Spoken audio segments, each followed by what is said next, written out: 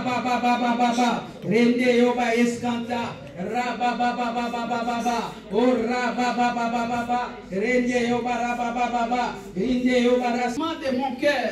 Alors les battements de mon cœur te dit Seigneur, je t'aime parce que je suis une rachetée. Bien-aimé, si tu réalises que tu es une rachetée ou un racheté, les mots vont couler des sources. Les mots vont couler des sources. Si tu réalises que ta vie d'aujourd'hui, c'est que tu es, ce n'est que par la grâce de Dieu, les mots vont couler. Les mots vont couler. Même les battements de ton cœur. Que ce soir, tu es venu pour un homme. Tu es venu pour celui-là qui est capable de changer quelque chose dans ta vie. Alors, une fois de plus encore, si nous pouvons rechanter cette chanson. Depuis quelques jours, ça me monte, ça me monte. Mais dans les battements de mon cœur, tu entendras toujours. Merci pour la vie et pour la... Entends les chants d'amour d'un enfant racheté. Alléluia. Entends les chants d'amour. Alléluia. C'est Dieu, quel Dieu merveilleux. Ce soir, Dieu veut entendre ton cœur. Dieu veut entendre ton cœur. Il est prêt à tout. Et rien ne lui est impossible. Mais il y a une chose, c'est ton cœur. Dieu ne force pas. Dieu veut entendre ton cœur. Je dis et j'insiste. Dieu veut entendre ton cœur. Tu peux acclamer à la gloire de ton Dieu. Tu peux acclamer. Oh! Alléluia. Alléluia. Alléluia. Sans plus tarder, nous allons recevoir l'homme que Dieu a utilisé depuis de très loin pour venir nous bénir ce soir. Amen. C'est Dieu qui fait ça. Amen. C'est Dieu qui fait ça. Amen. Il fait quitter un homme d'une terre lointaine pour venir seulement te bénir ce soir. Amen. C'est Dieu qui a commencé, c'est lui qui va faire un miracle dans ma vie. Allô, allô, allô. Yeah. Amen.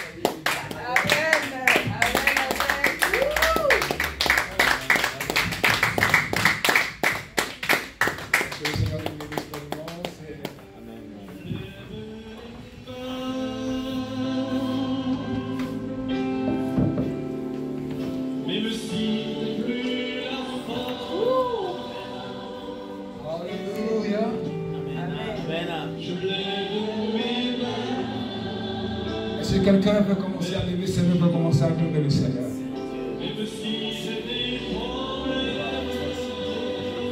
Alléluia. Quand je lève mes mains, je commence à sentir une onction qui me fait chanter. Quand je lève mes mains, à sentir. Tu peux commencer à chanter, chante. Le feu. Adore Jésus. Les Maraou, les proches, Karanabaou, les Brekatarabasa. Cheke Broum, Maraoum, El Ataroï, Reproum, Libraou, les Karouch, Karanabaosa, Reketeraou, Marou, Libraoum, Mishkararaom, les proches. Repro, repro, repro, repro, repro, repro. Ripros che riadora la bossa. Sheke pro umba. Le praumba. Oh, repro sharabasa. Amen. Amen. Sois béni. Alléluia. Sois béni. Donne-moi ton meilleur amen. Amen. Donne-moi ton meilleur amen. Amen.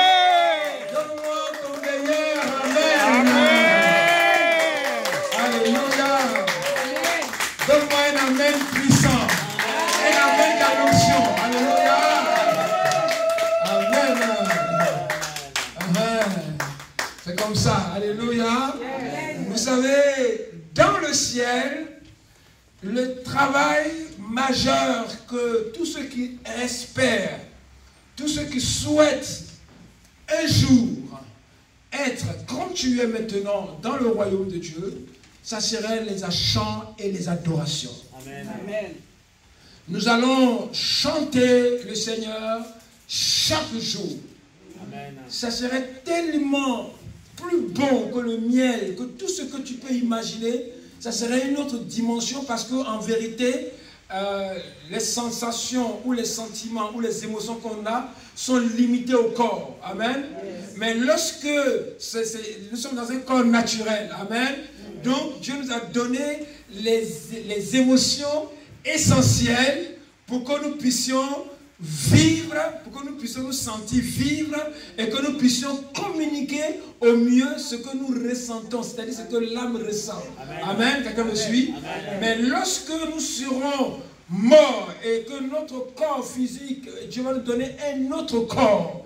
En venant dans le monde, Dieu nous a donné un corps terrestre. Le corps que nous avons, c'est un corps terrestre. C'est un corps qui a été tiré de la terre. Quelqu'un me suit? Amen. Mais le corps que Dieu va donner à notre âme, à notre esprit, sera un corps céleste. Alléluia. Jésus-Christ l'a expérimenté. Amen. Lorsque Jésus était sur terre, il avait un corps terrestre. Amen. Mais lorsqu'il est mort et qu'il a été enterré, qu'il a été ressuscité, il est ressuscité avec un corps céleste. Amen. Dans le corps terrestre, Christ était limité. Il avait des émotions limitées. Amen. À la mort de Lazare, la Bible dit que Jésus-Christ a manifesté ses émotions. Ça veut dire qu'il était homme et il a pleuré. Amen. Donc il a senti de la tristesse. Mais lorsque il est dans le corps céleste, c'est une autre catégorie d'émotions que tu n'as jamais expérimenté, que tu vas vivre. Alléluia. Quelqu'un me suit? Qui dépasse parce qu'on ne peut pas expérimenter ou on ne peut pas vivre, on ne peut pas sentir des choses qui ne sont pas en nous. Quelqu'un me suit? Amen. Mais tu ne peux sentir, tu ne peux vivre ce qui est en toi. Alléluia. Donc, c'est par rapport à tes capacités. Donc, Dieu va nous donner un corps céleste. Et avec ce corps céleste, lorsque nous allons louer Dieu, nous allons sentir des joies qu'on appelle une joie incommensurable. Ça veut dire une joie qui ne peut pas être mesurable, qu'un corps humain ne peut pas contenir. Est-ce que quelqu'un me suit? Une joie qu'un corps humain ne peut pas contenir, mais qu'un corps céleste peut contenir. Quelqu'un me suit? Donc, ça serait la joie dans le ciel. Est-ce que quelqu'un va au ciel? Alléluia, il faut persévérer. Alléluia. Est-ce que quelqu'un me suit? Et il faut persévérer si tu veux un jour expérimenter ces choses. Avec un corps céleste, avec un corps terrestre, tu ne peux pas voir Dieu vis-à-vis. Amen. Mais avec un corps céleste, avec tes yeux célestes, tu peux voir Dieu comme tu te vois. Est-ce que quelqu'un veut persévérer pour voir ces choses? Alléluia. Que Dieu vous bénisse pleinement. Amen. Veuillez vous asseoir. Et je suis convaincu que nous sommes dans un moment de partage. Je ne suis pas un étranger ici, c'est ma maison. Amen. Et donc, je me sens comme chez moi et je travaille comme si j'étais dans mon église. Amen. Amen. Voilà. Donc ça, c'est vraiment... Je vous parle, ça fait longtemps, il y a des personnes que je connais depuis plus de 25 ans, plus de 20 ans dépassés. Alléluia. Que j'ai vu, que j'ai connu. Elle était petite comme ça. Hein? Aujourd'hui, elle est devenue une femme. Hein? Elle a quel âge aujourd'hui, si c'est pas discret? Ah, ça va vite quand même. Hein? Donc, ça veut dire qu'elle était... Ça veut dire que quand je l'ai connue, elle était littéralement... elle avait l'âge de... 15 ans. Quand j'avais 15 ans. Voilà, tu avais 15 ans quand je t'ai connu. Donc ça fait combien d'années? 15 ans plus 24. Moi, vous savez combien d'années ça? 9 ans. Voilà. Donc, et elle persiste dans la foi. Elle grandit dans la foi. Aujourd'hui, ce n'est plus une enfant de 15 ans. C'est une femme. Amen. Et qui grandit dans la foi. Elle a persévéré. Amen. Que Dieu vous bénisse. Acclamons le Seigneur pour sa persévérance. Ce soir, nous parlons de persévérance. Alléluia. Pour notre sœur qui a aussi persévéré. elle a persévéré. Elle a insisté. Elle n'a pas lâché. Je suis en train de faire la définition du mot persévérer. Quelqu'un me suit? C'est comme ça que je travaille. Alléluia. Quand j'ai connu le pasteur Paul, il était dans le groupe musical, il chantait. Quand je venais prêcher à l'époque, dans leur église, il était dans le groupe musical avec, je me souviens encore des danses. Alléluia. Papa Paul, c'est un grand danseur. Alléluia. Quand il danse vraiment pour le Seigneur, il s'en fout de personne. Alléluia. Amen. Quand il danse pour Jésus, il ne s'occupe même pas de qui que ce soit. Et il chante comme une star. Amen. Il est très sérieux dans son chant et dans son adoration. Amen. Et c'est comme s'il était à la télévision et vraiment avec les caméras autour de lui et vraiment ça chante vraiment avec les chorégraphies, tout ça. Hein. C'était vraiment quelque chose de très très sérieux à l'époque. Alléluia. Amen. Ils avaient souvent même les tenues et même souvent vraiment, les frères, il y a des frères que je ne connais plus, je ne vois plus même, ils avaient leur groupe. Alléluia. Amen. Et il a persévéré.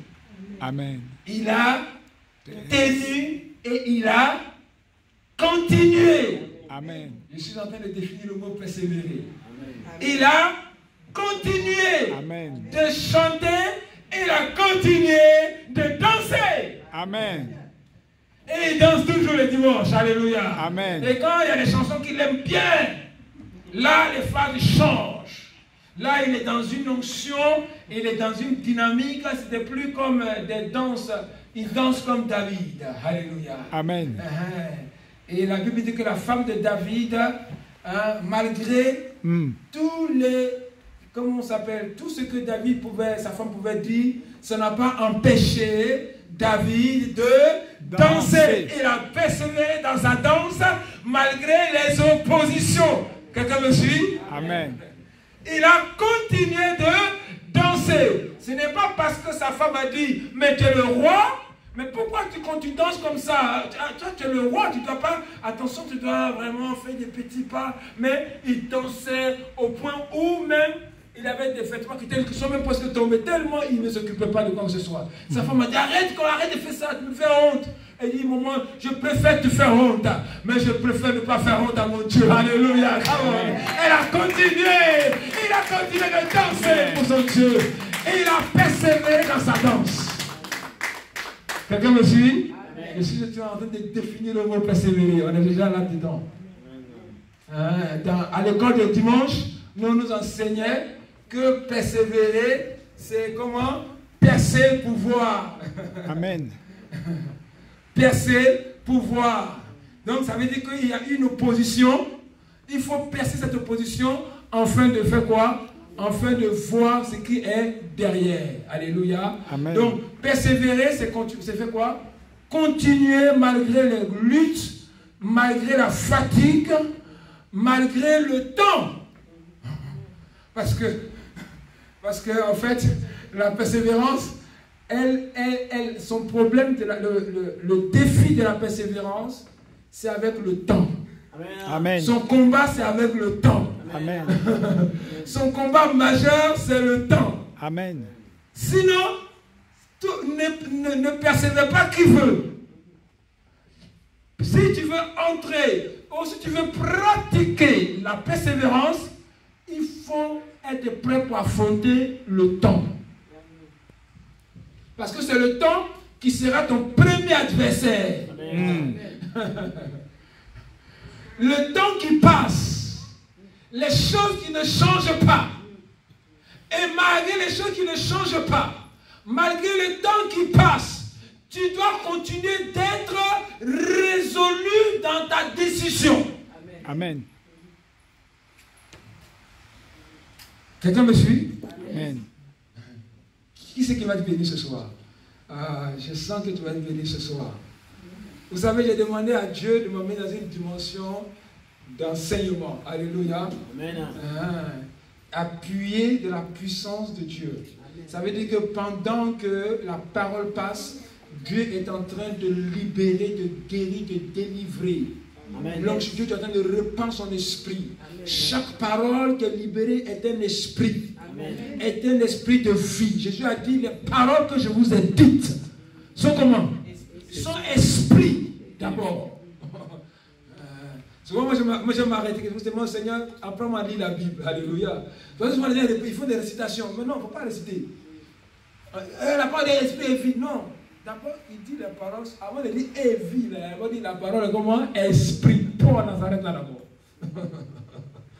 La parole est esprit. La Bible dit quoi? Dieu est comment? Esprit. Dieu est esprit. Amen. Cela veut dire que Dieu est comment?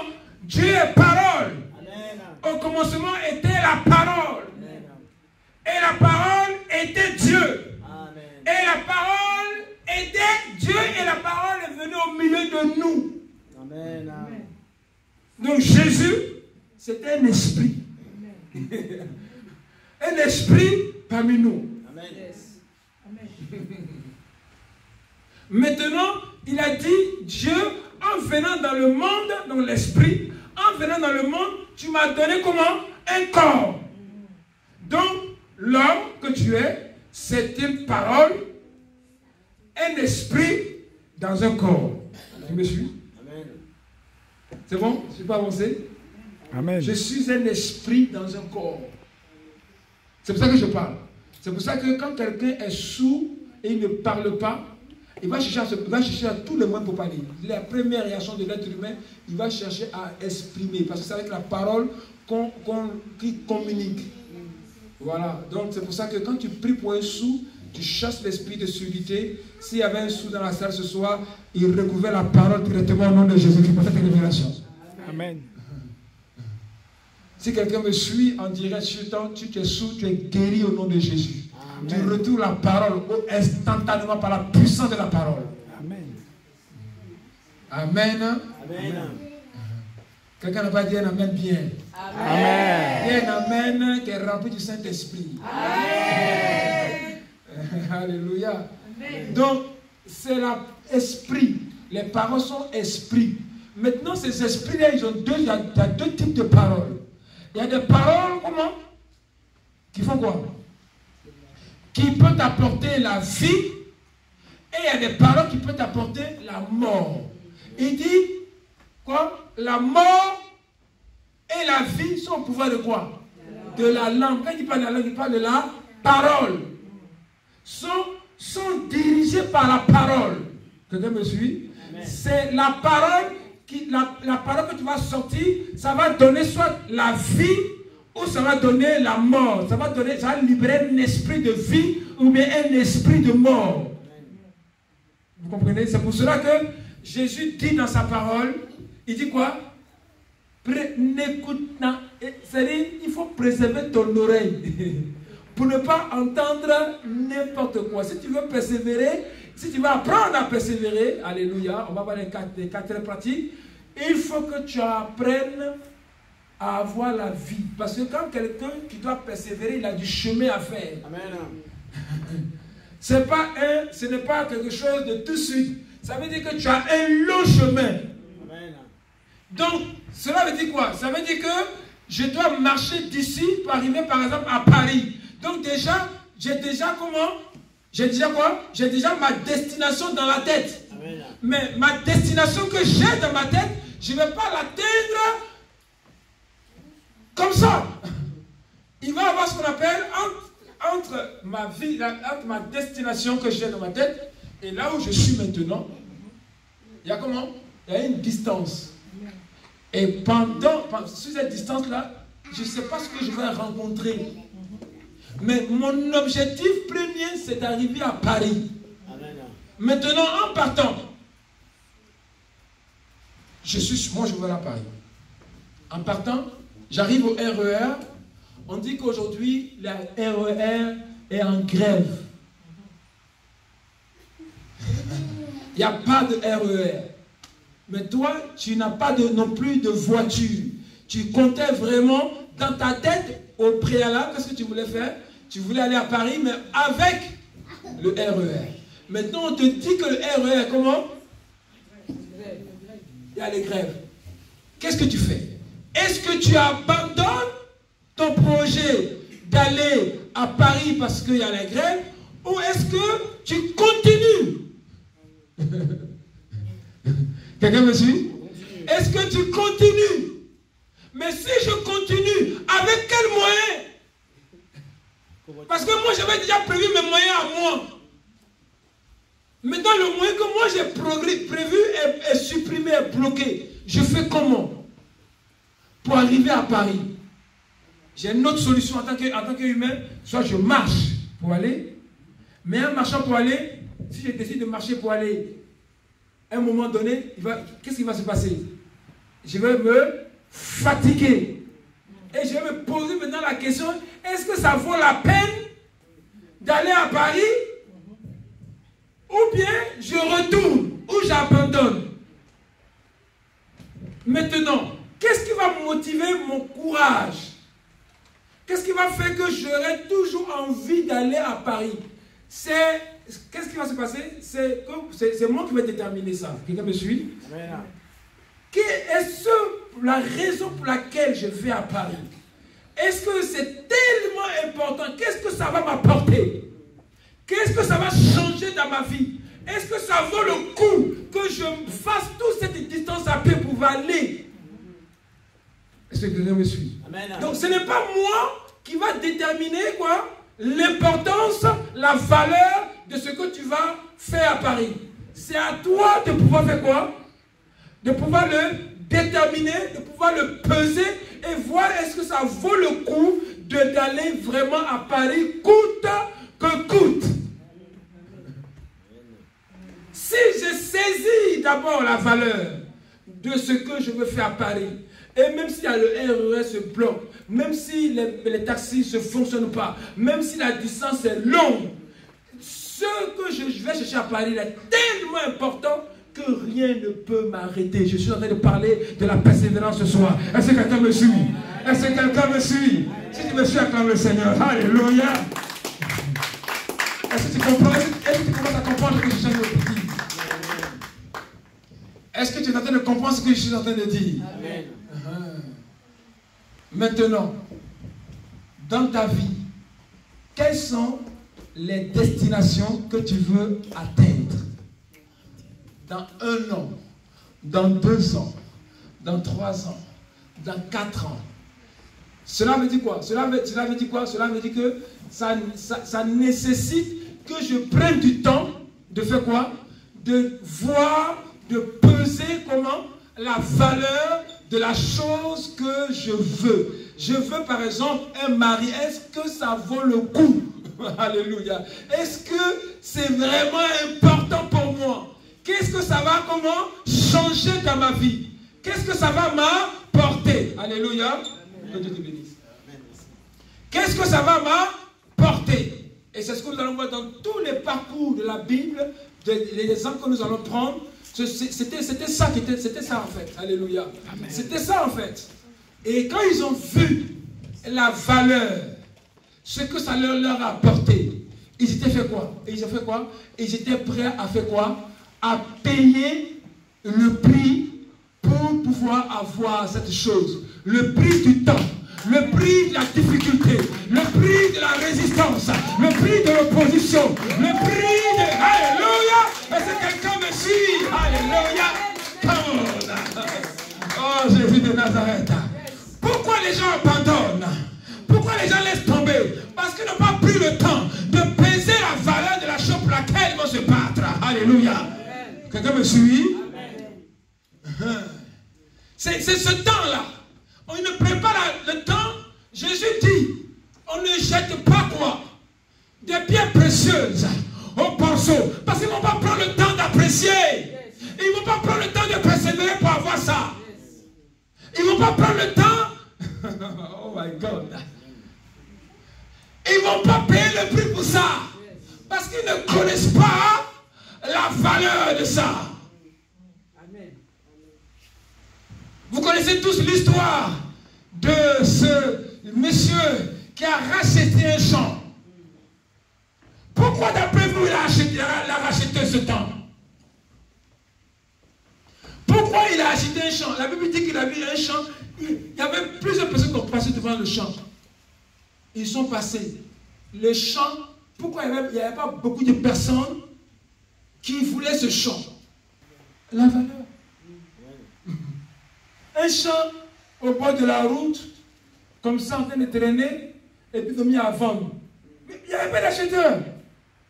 Qu'est-ce que lui il a fait? Certainement qu'il est venu faire quoi? Il a demandé à inspecter. C'est pour ça qu'aujourd'hui, dans tout ce que vous voulez faire, quand vous voulez prendre, quand vous voulez acheter un appartement, quand vous voulez acheter un terrain, qu'est-ce qu'on veut faire d'abord? Avant d'acheter, qu'est-ce qu'on te fait faire? Une visite. On te fait faire une visite. Pourquoi on te fait faire la visite? Pour voir la valeur du bien. Oh my God. Oh, alléluia. Parce que si tu n'as pas vu la valeur du bien, tu n'es pas prêt à faire quoi? À payer le prix. C'est en fonction de la valeur que tu vas donner. Il y aura plusieurs visiteurs de ce bien. Mais celui devant les yeux de qui ce bien aura de la valeur, et il va tout faire pour avoir ce bien. Amen. Il va réunir tous les dossiers qu'il faut, l'argent qu'il faut pour ce bien. Parce qu'il a fait quoi? Il a perçu la valeur de ce bien. Amen. Alléluia. Amen. Certainement, lorsque ce monsieur, la Bible dit que c'était un marchand, donc c'est quelqu'un qui voyage beaucoup, quelqu'un qui a l'œil pour vendre. Un vendeur, c'est d'abord un acheteur. Amen. Alléluia. Amen. Un acheteur, c'est pas un acheteur comme toi et moi, mais c'est un acheteur professionnel. Ça veut dire que c'est quelqu'un qui voyageait beaucoup, qui a vu beaucoup de choses et qui connaît la valeur des choses, qui les vend et pour les revendre plus cher. C'est ça le commerçant. Amen. C'est ça que le commerçant il fait. La Bible dit que dans les derniers temps, c'est le commerce qui va marcher. Ceux qui veulent avoir de l'argent, il faut faire du commerce. Il faut avoir les yeux pour détecter comment? La valeur des choses. Amen. Tu vois que ça, il y a un potentiel. Dis au Seigneur, dis Seigneur, donne-moi les yeux pour voir. Alléluia. Donne-moi les yeux pour détecter. Alléluia. Quelqu'un me suit? Parce que bien aimé, je ne serai pas prêt à payer le prix si je n'ai pas pris le temps de détecter la valeur. Même quand tu dois choisir ta femme, quand tu dois choisir ton mari, il ne faut pas choisir comme ça. C'est pour ça qu'on donne le temps de fiançailles pour détecter. Alléluia. Quelqu'un me suit? Tu fais la visite. Alléluia. Le mois de fiançailles, c'est comme la visite. Avant de faire comment? Avant de passer, avant d'acheter, avant de pouvoir passer à l'autre niveau. Amen. Quand tu vois. Alléluia. Amen. Ma fille, donne-moi mon mouchoir là-bas, s'il te plaît. Que Dieu te bénisse. Et aujourd'hui, pourquoi les mariages se cassent? Pourquoi les gens ne persévèrent pas dans le mariage? Hein? Pourquoi il n'y a pas la persévérance? Pourquoi ils ne continuent pas? Parce que quoi? Ils n'ont pas pris le temps de faire quoi? De voir la valeur, le potentiel du futur partenaire. Parce que si tu as perçu le potentiel, si tu as vu la valeur, parce que l'homme spirituel ne regarde pas avec la vue, mais il regarde avec les yeux de l'esprit. Quelqu'un me suit? C'est-à-dire que tu peux voir, viens me dire au Seigneur, mets des colis dans mes yeux. Alléluia. Pour que tu puisses voir la valeur des choses. Parce que tant que tu n'as pas vu la valeur des choses, tu ne peux pas persévérer. Ce n'est pas possible. Tu ne peux pas persévérer. On ne perd. La Bible dit que là, quoi? Là où il y a comment?